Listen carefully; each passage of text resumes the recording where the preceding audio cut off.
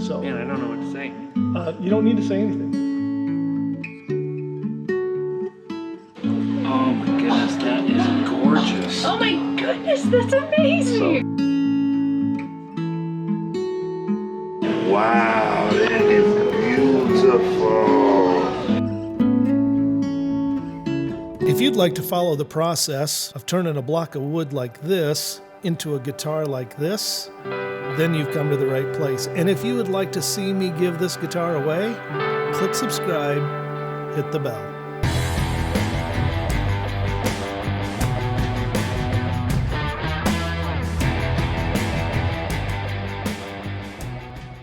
I'm just going to shorten this up now. This is kind of what it's going to look like there. As you can see now, I've got the back cavity routed. The springs will hold it on the back side.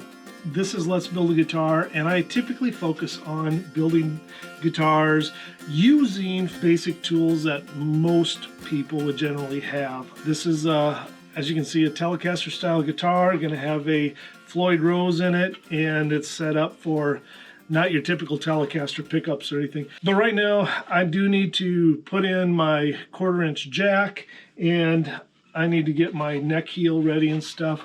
And I am working on numerous guitars right now. I've actually got 7 guitars going. One of those guitars is actually with my apprentice, Corwin. And then there's these, which are the Horizon guitar. It's my own design, based obviously off the Cloud guitar. I will be giving one of those away in the next couple of months. This is the one that will end up being given away. And so you can nominate somebody that you think is deserving of this for whatever reason, and you can just go into my description below, leave a comment, send in your nomination to me. So feel free to do that. I've seen so many guys talking about whether or not they like a Telecaster or don't like a Telecaster, or even a Les Paul. Or I really think that we just need to all be okay with the fact that different people like different things, and so some guys just really don't like the look of a Telecaster. Like, they just think it's just one of the ugliest guitars there is. Personally, I kind of like them, and I like the history behind them. What, were you born in a barn? Leo Fender was. 1909, Leo Fender, Clarence Leo Fender was born in a barn near Anaheim, California. He went to school for accounting, and he did that, but his side hobby was always electronics. And so he started working on radios and stuff like that. And then he decided to build some steel guitars right around, let's see, it would have been right around 1943, 44, 45, somewhere right in there, that he decided to start building some steel guitars and working on guitar pickups. The first Telecaster, and it wasn't called a Telecaster in the beginning, was a shape very much like this. And I saw that guitar at the Rock and Roll Hall of Fame from 1949. Now that's one that excites me there. And it just blew me away to see this guitar. I couldn't believe that I was looking at Leo Fender's first prototype for a Telecaster. And it had a different head on it. It was a 3-in-3 instead of a 6-in-line on the tuners. But anyway, so a little of the history of the Telecaster then. Leo Fender built that original, had the prototypes going right around 1949, 1950. And they started off, they first named it the Esquire. And the Esquire had one pickup, a single coil pickup here, and no pickup in here. And that was the Esquire. And then that Esquire didn't have a truss rod in the neck. And so as they continued to develop, they developed a guitar with a truss rod in the neck, and they added another pickup. And that one they named the Broadcaster. So now they've got the Broadcaster. From 1950 to I think just around 1951, it was very short-lived because Gretsch informed Fender that Gretsch had a drum that they had called the Broadcaster. So Fender couldn't use that name.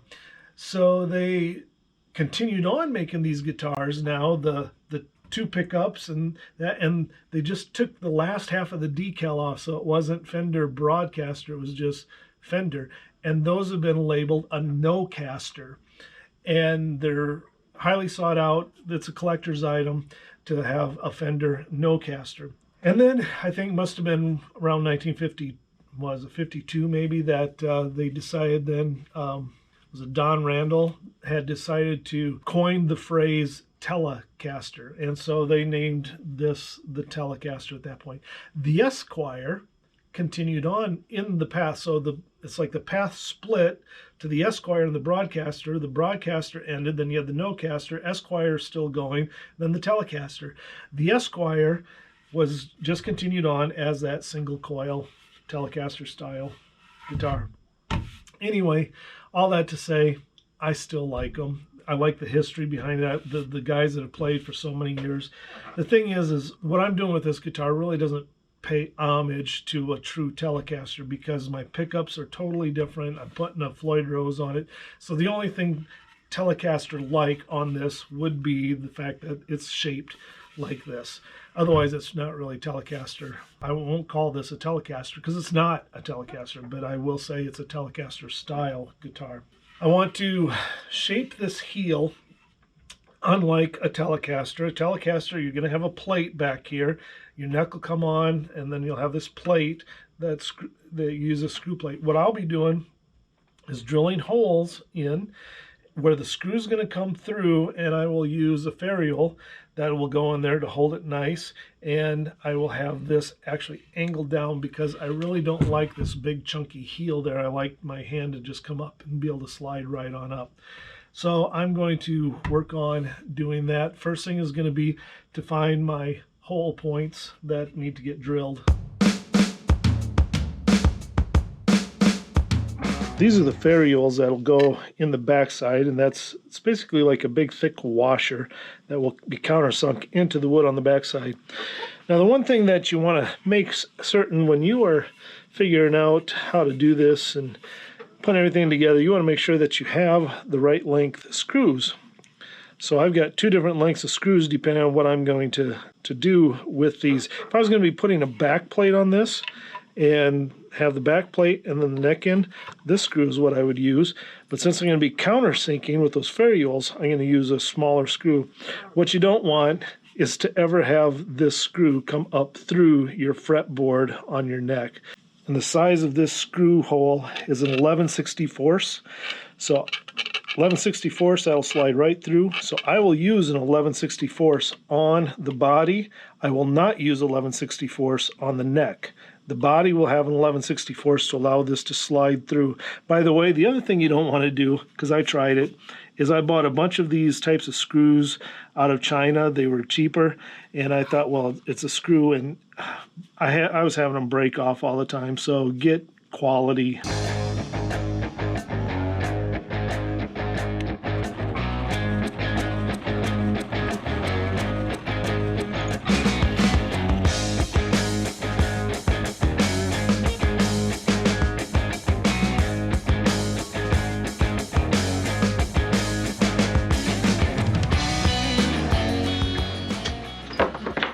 Mine is going to be sanded off and rounded off and down. Corwin's, I'm not sure exactly how he wants to do his yet, if he wants to put a back plate on it or what. So I protected his back from chipping, and as you can see, if you look at mine, I've got chips in it, which doesn't matter because I'm going to be sanding it off. But I want to show you the difference between putting a little tape on, and then I put a piece of wood behind it to drill into as well. And the difference, there's almost no chipping with his at all, and I've got all sorts of chunks out. So just a little bit of tape is what you need, and then a solid piece behind it that the bit can go into, and you'll be able to avoid this. I'm now put a 9/16 inch bit in, and this is how deep I am going to go with this back corner here, this corner one here, because this is going to be rounded off more so than it will be here. So I'm not going to go as deep. I won't be going as deep with these three as what I do with this one. This one's going to be a little bit deeper because it's going to round off more this direction as it comes around. And then these back two really only need to be about 1/4 of an inch deep, just deep enough to allow this to sink down and be flush with the top. To help me line up these holes, I put this down. I try and get it kind of centered, but then what I do is I set it down and I'll turn it backwards so that I'm not cutting in, but just seeing that I'm over that hole like I need to be there, and it's centered. That just helps to center it.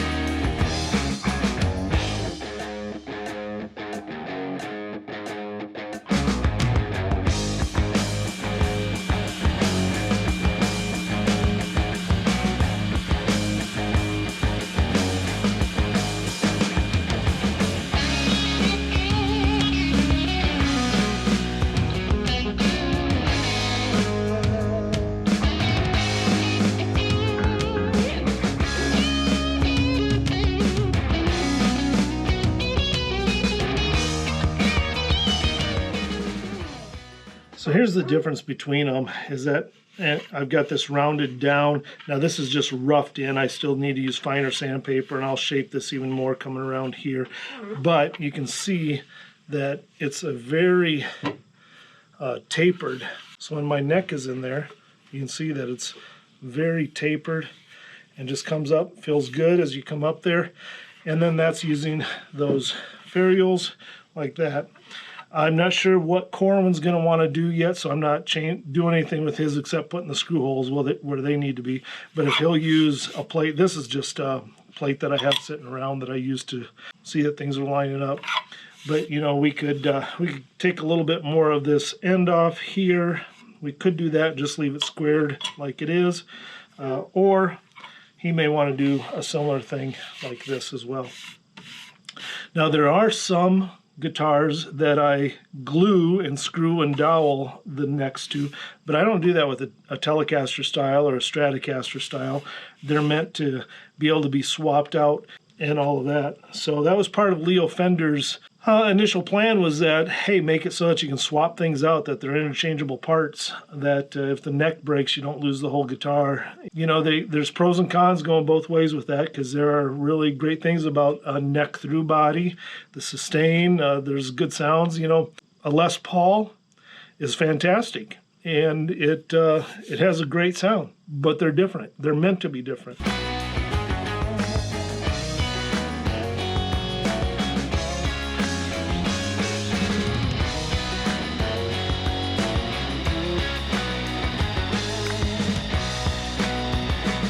Of course, there's better ways to do it than this, but this is using standard tools. Now this is a Forstner bit. Not everybody would have one of those, but you can pick up Forstner bits at the hardware store. Not all that expensive. That'll allow you to bore the big old hole there. And I need this big of a bored out hole so that this will fit inside of here and not get all jammed up and pushed around and bent up. And so just using that Forstner bit, you just got to make sure that you are drilling straight and that you got enough space in here to get through there. I'm going to use some of this conductive shielding paint to paint even inside of here for when this goes in. And then of course there will be a plate, you know, just over top of it, like so. Okay, now with the 1/4 inch jack ready to go, I'm going to drill the holes for my other wires, and I'm actually going to run this through here. I'm going to drill in, and it will come out over on this side right in here, and then I will also drill a hole from here into here so that my wires can come in this way. I don't want to just drill in from here to here, because I've got the springs that are going to be in here. I don't want anything to be in the way, so I'm going to do it this way. So this is just a 3/8 inch bit, really long. You need the length so that you can get the right angle, otherwise you're going to come out the back side of your guitar, which you don't want to do that either. Typically we'll take a cloth here, put it down to just help make sure that I don't screw anything up.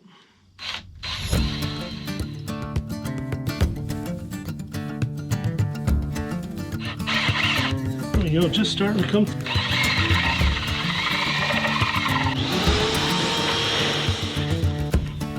And you can see my hole where it came through right there for my wiring.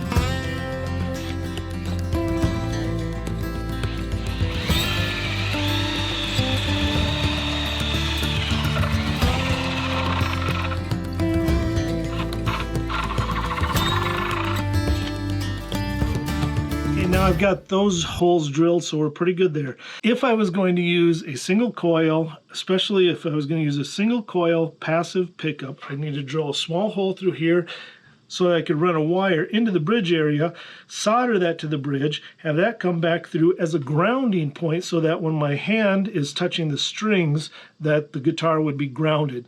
With an active EMG or active pickups, you don't need to do that. So I don't even have to worry about putting that kind of a hole in there. So I'm done with drilling those holes.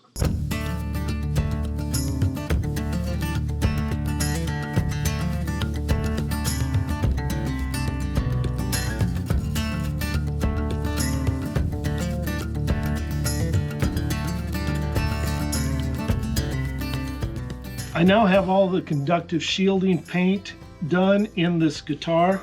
I'm gonna put the lid back on here, but I kind of cater this Let's Build a Guitar YouTube channel to those who are pretty much just kind of getting going, learning, figuring it out. So some of you who have been luthiers for a lot of years, you might learn a few things from me here and there, but most often you're going to just already know these things.